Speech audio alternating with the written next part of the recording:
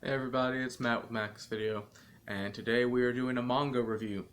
Um, I know I've done many double headers that involve the manga, but this is one that I've started reading the manga before I watched the anime, and I kind of want to just give a first impressions.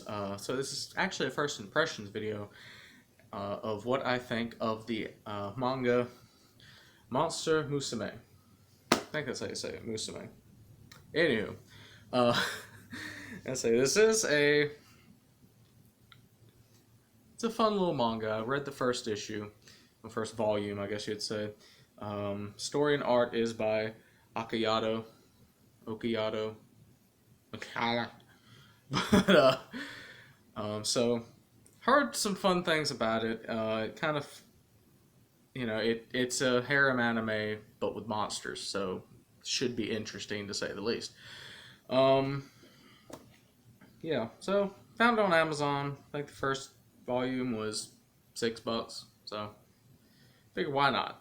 See what happens. So I read through the first one. First off, it does come with the first about one, two, three, about 4 pages is in full color, which you can see here. It's gonna be fun, ain't it? With that picture showing you some stuff. The story itself is about, let's see, Kurosu Kimihito. And I had to read that cause it only says his actual name like once in the entire volume. But Kurosu gets wrangled into being I guess a overlooker or chaperone or housekeeper, whatever, of the liminal, I think is how they said it, liminal Mia, who is a snake girl, but I'm trying to remember what her actual name was. I think it was Lumia. Yeah, Lumia. But yeah, comes her, I guess, exchange overseer, because the world of the liminals and the world of the humans have been separated all this time, and they finally come together in an agreement between governments that the liminals will be sending over representatives from their place and getting acclimated into human society.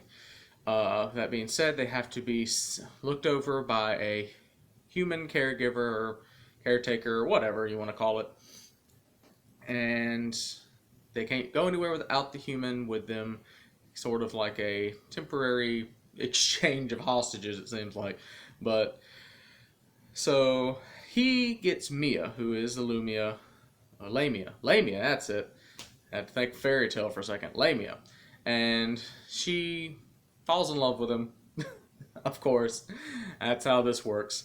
But she falls in love with him, but, humans and liminals, I want to say that's how you say it. I'd have to look it. Would see. But they're not allowed to have any type of relationship.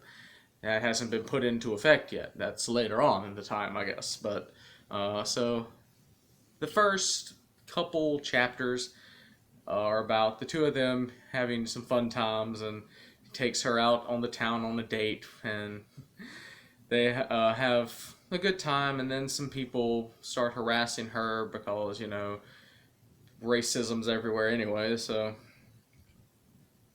that happens. He defends her, gets himself hurt in the process. Well, that's the first couple chapters, and then the next couple chapters you get introduced to Poppy, who it's the way she says it, Poppy's Poppy the harpy. She's very childlike in her vocabulary. She hasn't really learned the human language very well, or Japanese, I guess would be the technical term there. Hadn't learned Japanese very well, so she's kind of broken speak. But she is the same age as Mia, just more childlike, because as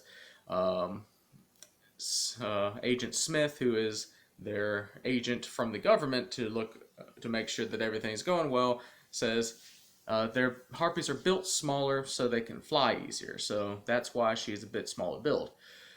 Well, so Poppy kidnaps the man from their little going out on the town bit. Then says that, she wants to play and all this good stuff.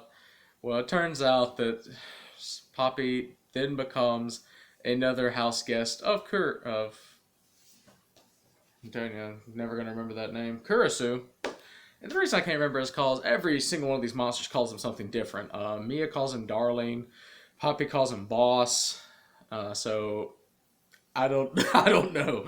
I will never remember Kurisu unless I read it a few times. But anyway, turns out Poppy is now going to be a house guest of Kurisu, and so Poppy then falls in love with him because anime logic.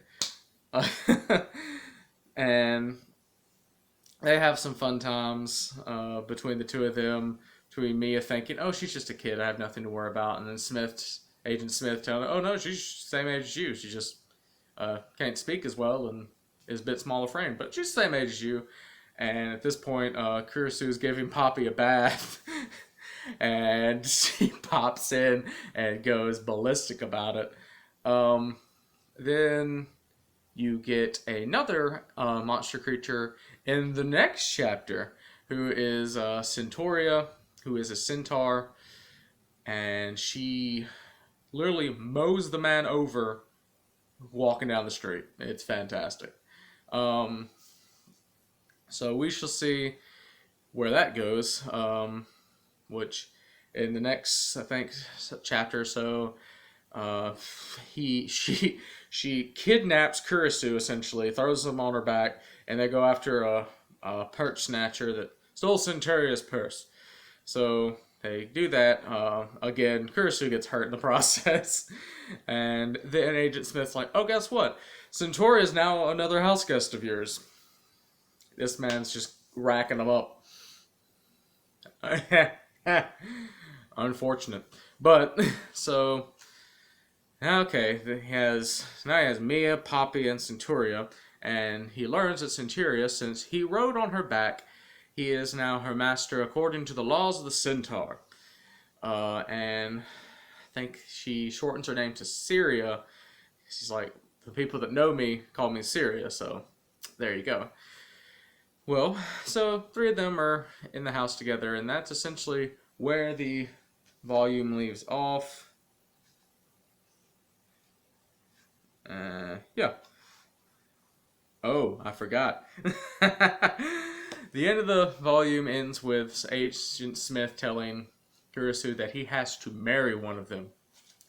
That they're testing out, putting a new clause of, liminals and humans being able to have relationships, and they want him to test out the theory. And since he has 3 of them, I guess they threw in the issue of every harem anime and manga ever. They threw it in first volume of which one of these are you going to actually be with. So, look forward to seeing that. I already do have, let's see. Oh, let me get a good close-up of my face for you guys. So there's one. There's the other. So I do have the next 2 as well. Volume 2 and Volume 3. I read the first chapter of Volume 2, so yeah, we'll see where it goes. And I got Volume 3, so I gave you all 3 of the main monster girls right off the bat here on the covers. Mia, Poppy, and Centauria. So this will be fun.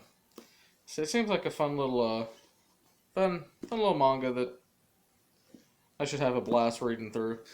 I would imagine anyway. So if you've read the manga, if you've watched the anime, and you have any things you want to say about it to me, please leave it in the comments below. I'm not afraid of spoilers. It doesn't bother me a single bit. So throw them at me, see what happens. But yeah, that's all for me, guys. If you like this video, please give it a like. Lets me know what you guys like and what you don't like. And if you like what you see, please subscribe to the channel. We have a lot of fun things in store for you. That's all for me today, guys. I will see you in the next one.